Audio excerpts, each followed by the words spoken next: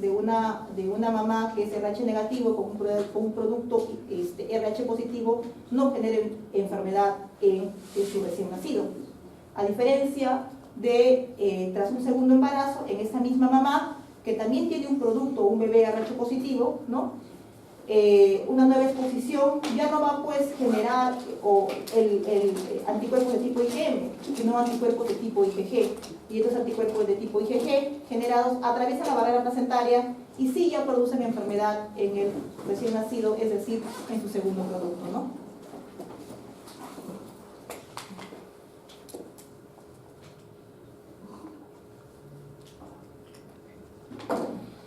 Dentro de la determinación de lo que es el grupo RH tenemos variantes del antígeno D,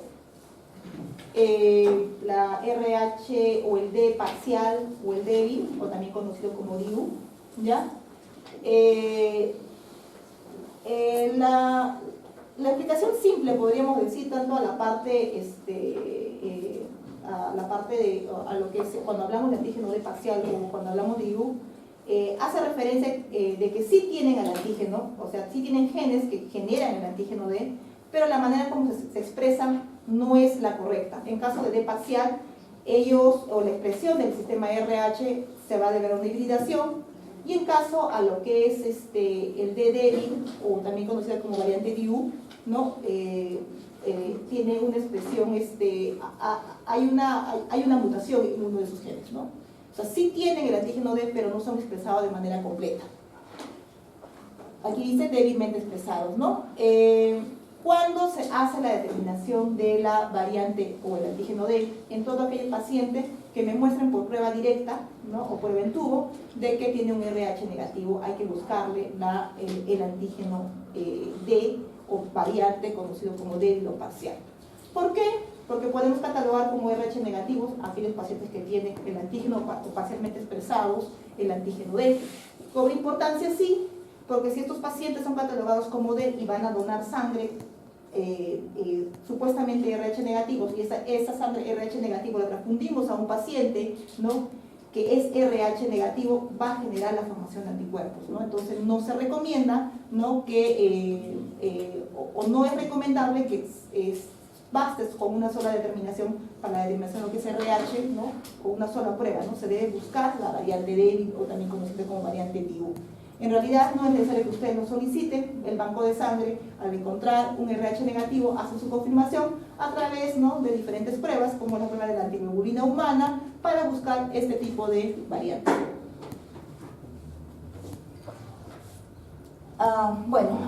La importancia, ¿no? Puede producir hemólisis, la administración de células débiles, ¿no?, personas sensibilizadas con anticuerpos anti-D, ¿no?, es decir, aquellos pacientes que son D negativas, ¿no? Si se trata de un donante, ¿no?, la sangre debe ser considerada como RH positiva y transfundida a un RH positivo, ¿no? En caso de un receptor débil, ¿no?, o catalogado como antígeno D débil, debe ser considerado como RH positiva, ¿no?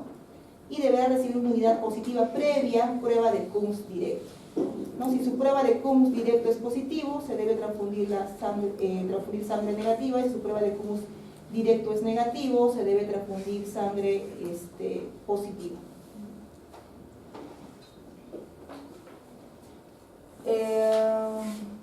Los anticuerpos, a diferencia de los anticuerpos del sistema A, B, O, lo que es RH no es un anticuerpo natural, ¿no? Se forma tras una exposición previa, ¿no?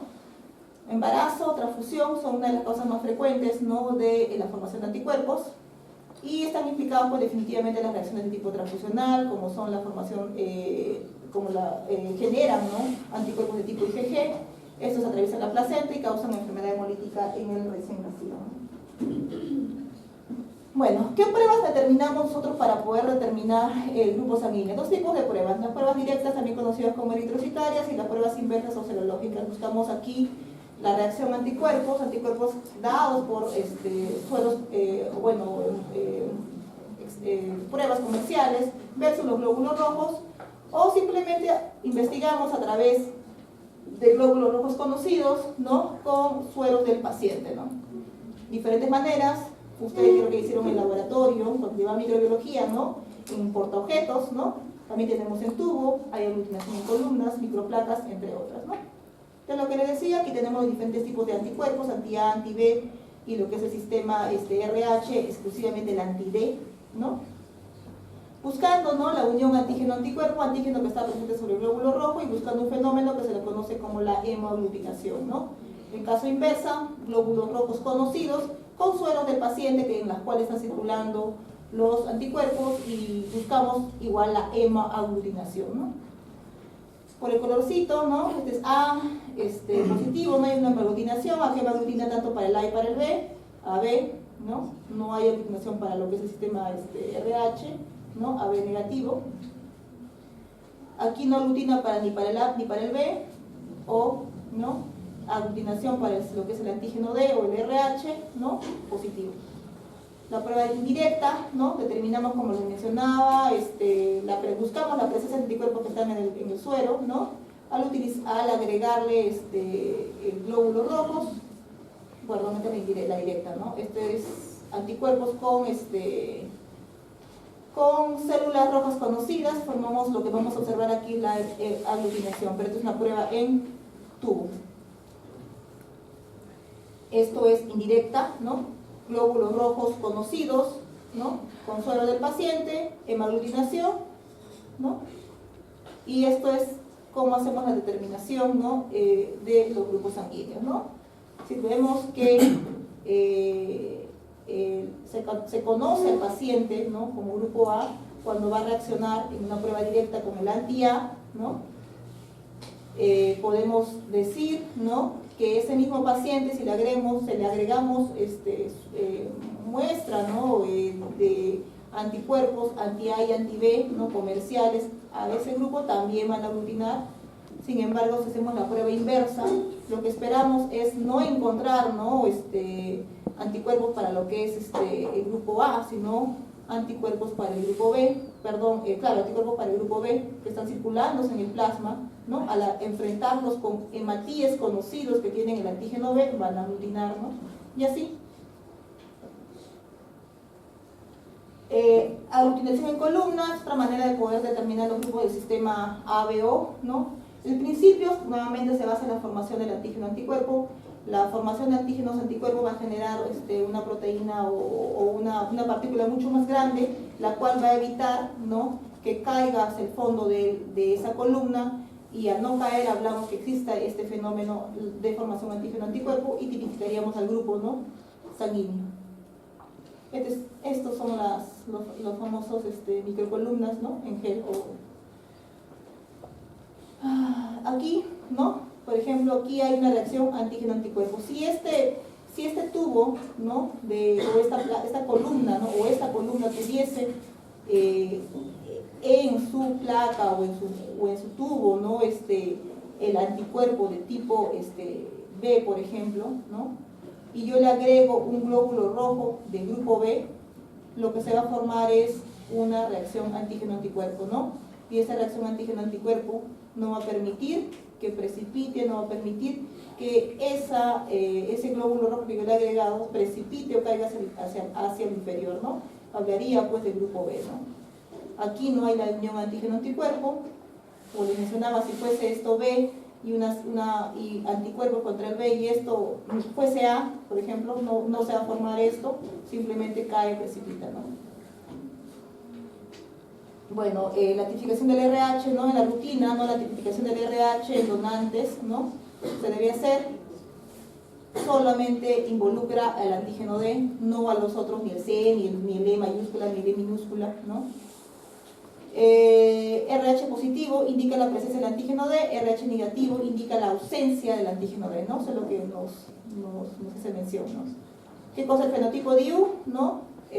Algunos RH positivos, no reaccionan a la centrifugación inmediata usando el antisuero, anti-D, es decir, se muestran inicialmente como RH negativos, necesitan de una prueba como la prueba de la antiglobulina humana, ¿no?, para poder hacer la determinación si tienen o no algún componente que no está expresado, ¿no?, a su totalidad de este antígeno D, ¿no?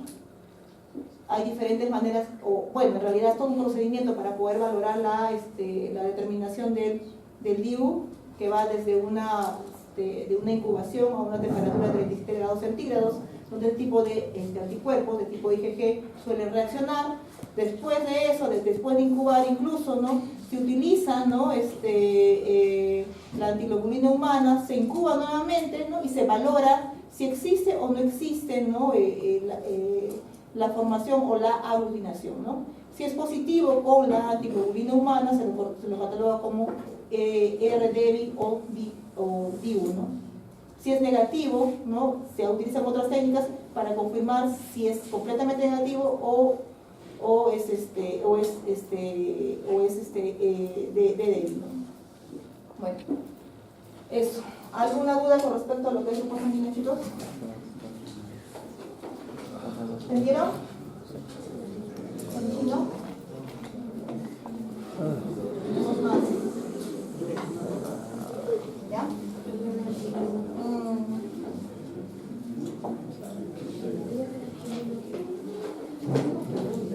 ¿Tengan alguna pregunta? Pregunten.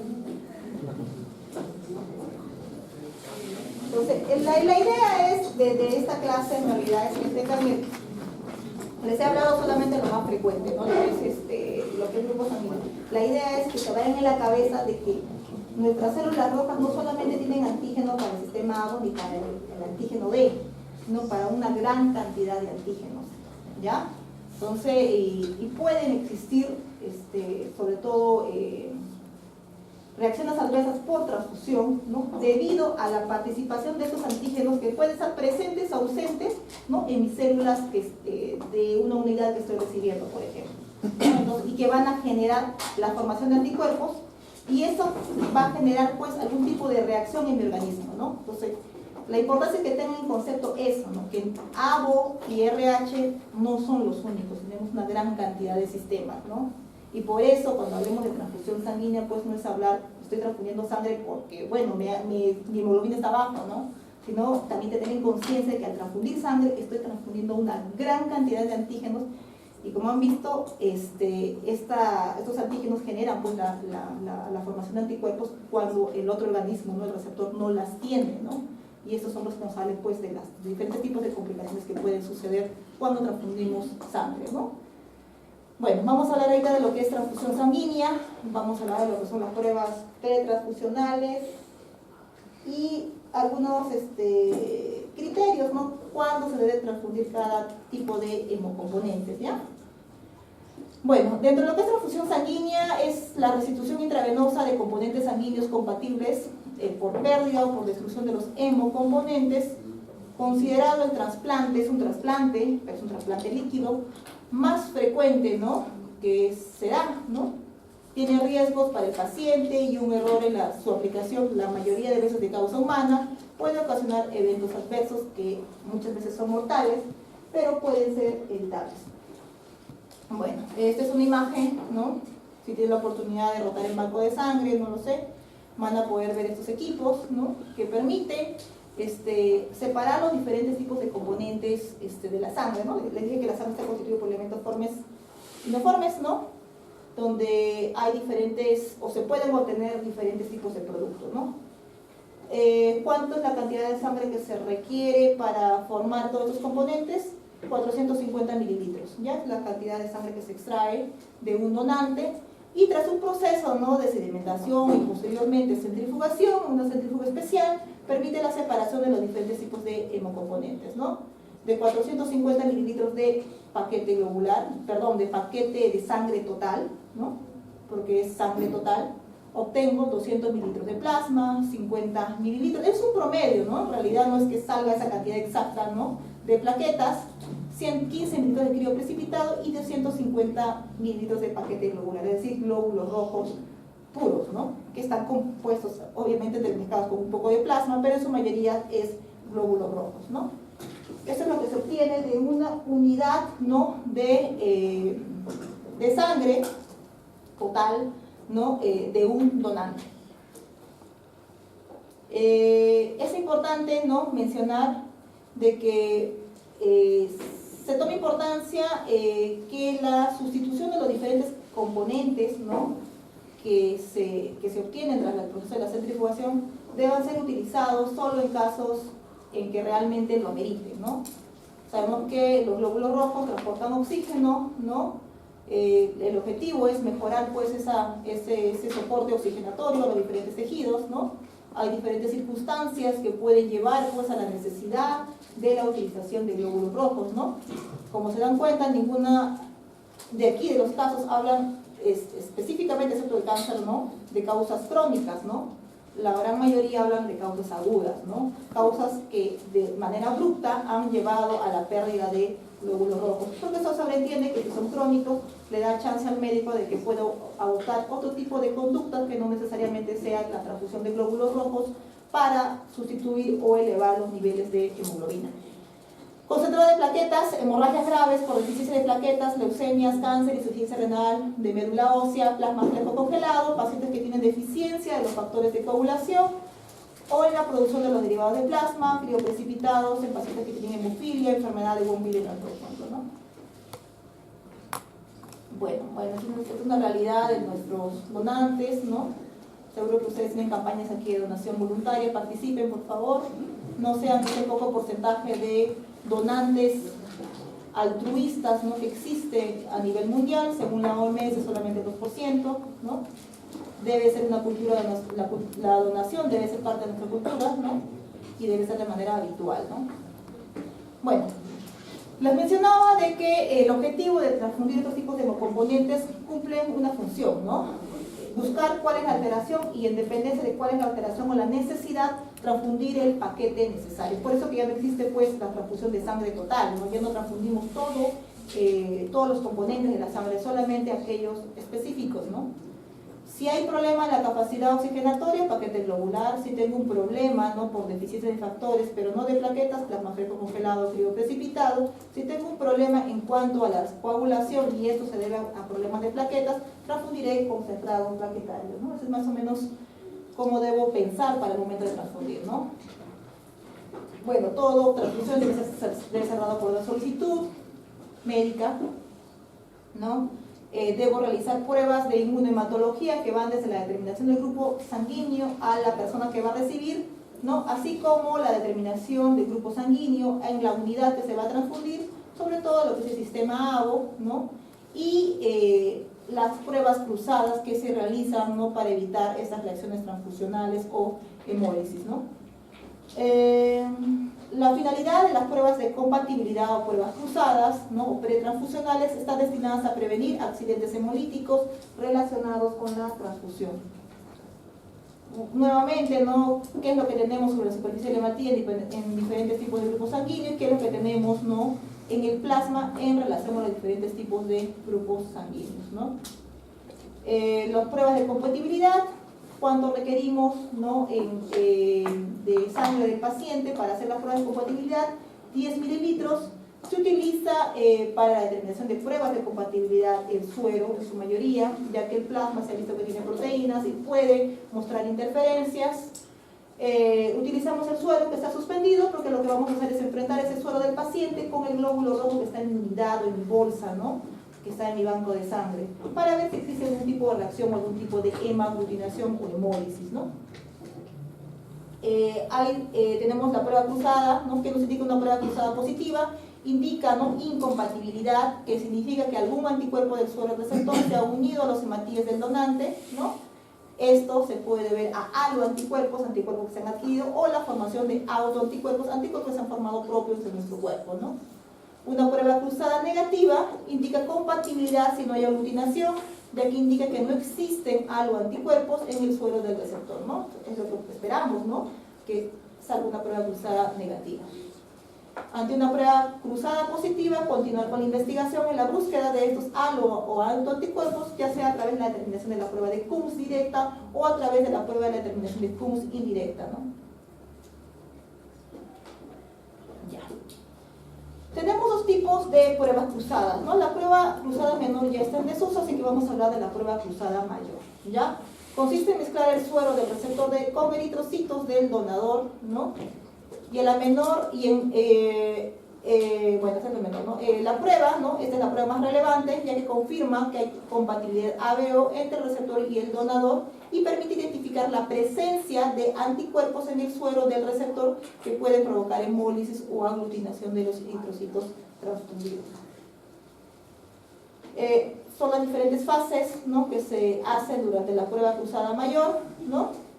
Al final buscamos la unión antígeno-anticuerpo y esta unión antígeno-anticuerpo, ¿no?, se potencia con el suero, también conocido como suero Coombs, que es una antiglobulina, un anticuerpo, ¿no?, que va a permitir que generar, ¿no?, redes, podríamos decir, ¿no?, de anticuerpos que se van a precipitar y se van a poder visibilizar mejor, ¿no?, o se van a poder ver de manera macroscópica. Vamos a hablar de los diferentes tipos de hemocomponentes. Vamos a hablar del paquete globular. Les decía que de 450 sacamos entre 250 a 300, es un promedio, como les mencionaba, de glóbulos rojos, ¿no? ¿Cuánto me dura estos glóbulos rojos refrigerados? Entre 2 a 6, entre 21 a 35 días, en dependencia de qué tipo de anticoagulante tenga para poder preservarse.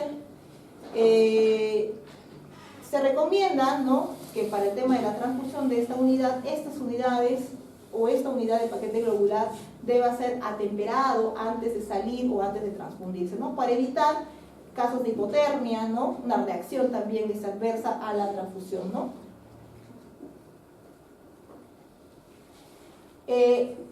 Cuando transfundir, ¿no?, la finalidad es restituir la capacidad de transporte de oxígeno. Definitivamente, si tengo una hemoglobina menor a 7, ¿no?, debo transfundir una anemia severa, ¿no? Cuando hay una pérdida del 25 a 30% del volumen sanguíneo total, ¿no? En caso de condiciones, ¿no?, o comorbilidades que no cumplan, ¿no?,